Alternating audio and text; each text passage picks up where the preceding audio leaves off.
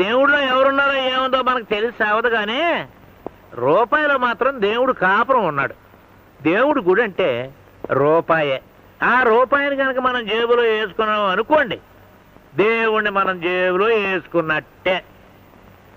కానీ రూపాయికి మాయరోగం ఉంది.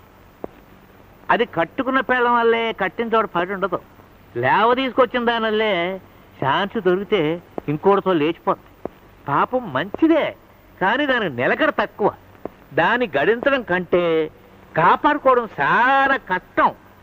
ధర్మాన్ని మనం కాపాడితే ధర్మమే మన తల కాస్తుందన్నారు సతికిన వాళ్ళు. అందుచేత రూపాయిని మనం కాపాడితే రూపాయే మనల్ని కాపాడుద్ది. అది కిటుకు.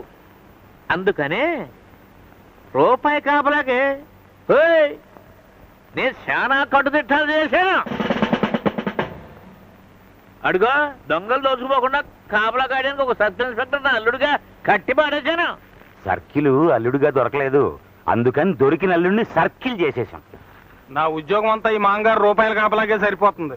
బయటికి వెళ్ళి డ్యూటీ ఏనిస్తే ఈ పాటికి పోలీస్ సూపరింటెండెంట్ అయ్యి ఉండేవాడిని. ఎందుకండి నాన్నగారు ఆ పని మీదే ఉన్నారు. ఇలవైన సలహాలు చెప్పి డబ్బు ఆదా చేయడానికి లాయర్ని బామర్దిగా ఉంచుకున్నానా? I object your honour.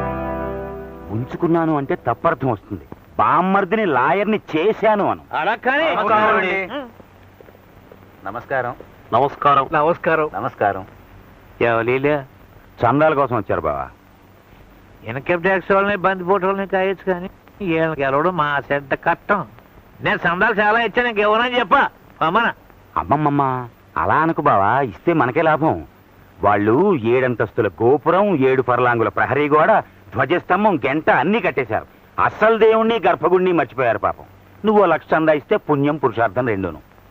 పుణ్యం ఒకబడతానే ఉంది, పురుషార్థం సంగతి ఏంటా అని. అక్కడే ఉంది లిటికేషన్. ఈ ఏడాది నీకు 7-8 లక్షల దాకా ట్యాక్స్ పడుతుంది. నువ్వు గుడికి 1 లక్ష చందా ఇస్తే నీకు ట్యాక్స్ మినహాయింపిస్తారు. దానివల్ల నీకు 3 లక్షలు కలిసి వస్తుంది. దానంగా ఓడిపోయినా లాభంగా 2 నికరం మిగులు. అంటే 2 లక్షలు పన్ను కట్టక్కర్లేదంట. అయితే ఇచ్చే. అసలు పన్నులు ఎగేయడానికి ఒక ఎత్తేసానా?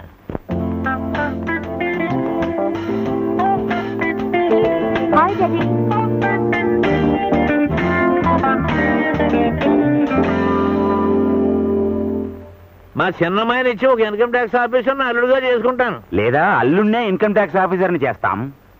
ఎందరు ఆఫీసర్ల అల్లుళ్ళు ఇంకుడుగా కుదిరినా ఎటు తిరిగి ఎటు వచ్చినా పైనుంచి గొడుగెట్టి కాయడానికి ఒక మంత్రి గారు బంధువు అయితే సేఫ్టీ. ఇదిగో మన చేతిలో బ్రహ్మాస్త్రం. మా అబ్బాయి శివరాం డాక్టర్. ఏంటో మంత్రి గారికి అల్లుడు చేశానంటే మన దర్బార్ ఫుల్ అయిపోద్ది. వీడి కోసం పాతీలు పడుకుంటే ఆసుపత్రి కట్టించాను.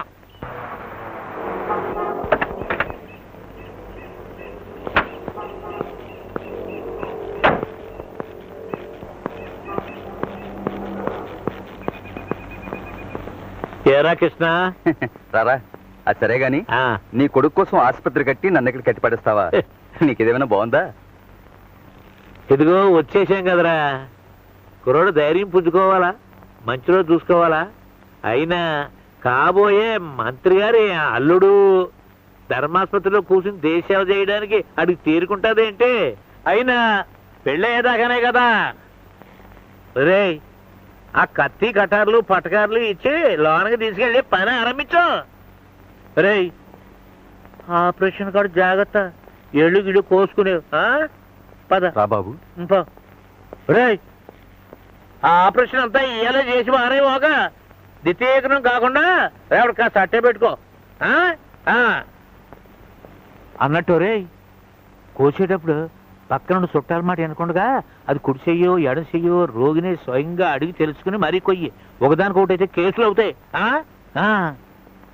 రే అసలు సంగతి మర్చిపోయాను. ఆపరేషన్ చేసేటప్పుడు ఆ కత్తులు కట్టారులో పేషెంట్ కట్టులో మర్చిపోయాను. డబ్బులు కొన్నాను. సిస్టర్, ఇతను వార్డులోకి తీసుకెళ్ళి.